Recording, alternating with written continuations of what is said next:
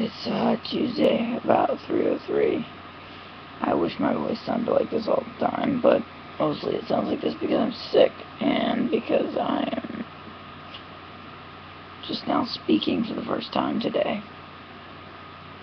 Today being a very loose term, so being sick and not having your own trust fund, or being sick in my case and having to go through treatment, what probably should have been continually, but what became sort of like a second time at this point. I don't have any resources financially that can help me at this point. And unfortunately, a lot of that comes back to timing. But I spent the summer burning through every last bit of savings, investments, everything that I had.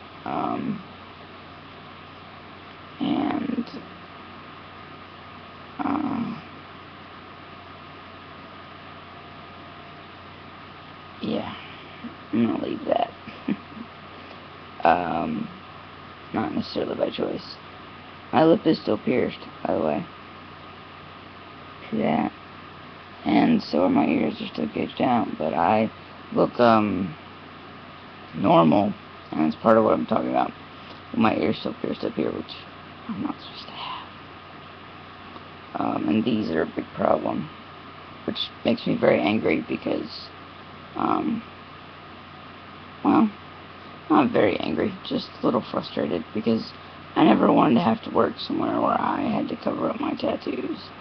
I never thought I would be able to say that I could work. I don't know that I technically can. I can work.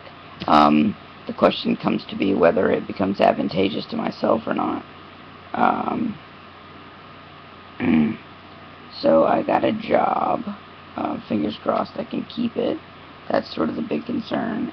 The hours and what it is pretty hard.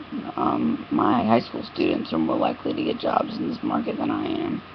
I went to interview at a company and was waiting, and the guy in front of me had a master's degree. And he was interviewing for the same minimum wage job that I was.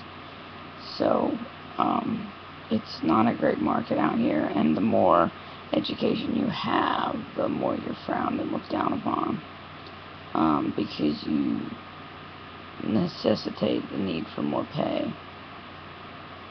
Because obviously, especially if you're looking for a short-term job, but so are most kids, you're gonna move on.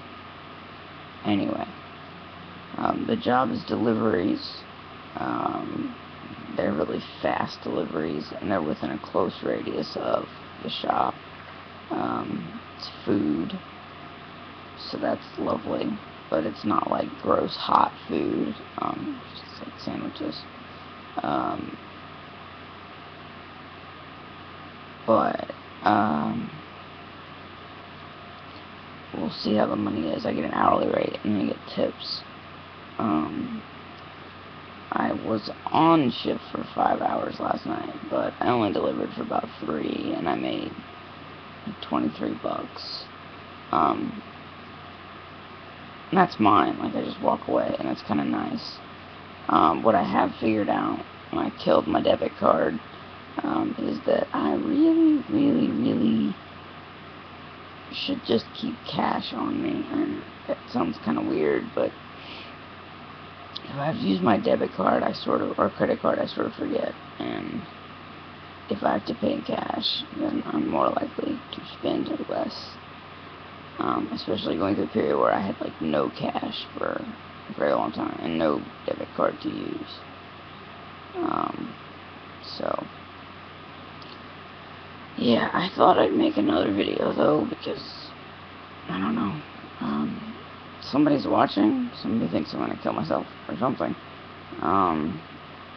I'm at home by myself this week, all week. My roommate I don't mean that in, like, the gay roommate terms. I mean, like, my roommate, as in my friend, is out of town with her family on the beach. So I'm watching her dogs, which is fine. I have Rocky this Friday. I hope I can see some friends in between now and then, because right now I'm working midnight to close today, tomorrow, and Thursday. And then I'm off Friday, and then Saturday and Sunday I work doubles, and then Monday I work 8 to close. And once I get through a week, I'll see how I feel, see how it worked out, and I'll either take more shifts or move things around. Like skating Sunday, and that hurts. It's hard to know what exactly is, like, specific to job and what's just being crazy going skating. Roller skating, for those of you who want to know. I used to speed skate, which was fun to kind of do again, but I miss not being able to have my piercings. Like, it sounds kind of weird, but it's an okay trade-off for a job where I get to sit quite a bit. It's not a lot of, like, stagnant work, which is, like, standing for hours on end. I get to sit, I get to listen to my own music. You know, like, you kind of set your pace and you go, and it's not boring, that's for sure. I was supposed to work 8 to close, which is 8 to, like, 4 a.m. or so. And we had too many drivers, so I got to leave early, which sucks, because, to be honest, of all of them, being my first shift, I need all the hours I can get. So, yeah, I'd rather work like 8 to close, 8 to close, 8 to close, 8 to close, but we'll see. They need people during the day right now, too, and I hear the lunch rush is pretty darn good as well, especially during the week. Of course, there's the bar rush. Saturday nights are really good, so I'll have that. Saturday lunch and Sunday lunch. So, but it also means the time that I usually don't hang out with, like, family and people on Sundays is kind of cut a little bit short. We'll see.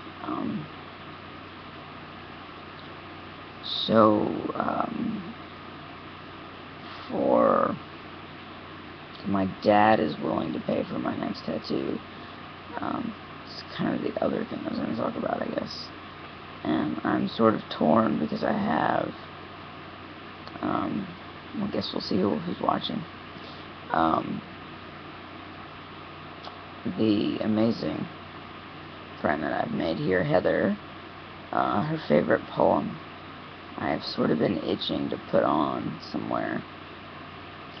My original thought was to put it up and over my typewriter and then wrap it around my arm, but then I actually saw pictures and remembered that I have these, and it won't wrap really well because those are in the way on either arm.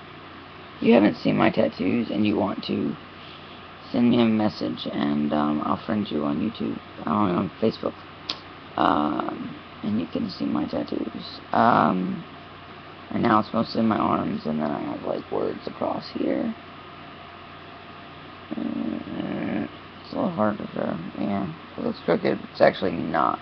They're very straight. And then, of course, I have the rest ones. And I have my gallbladder.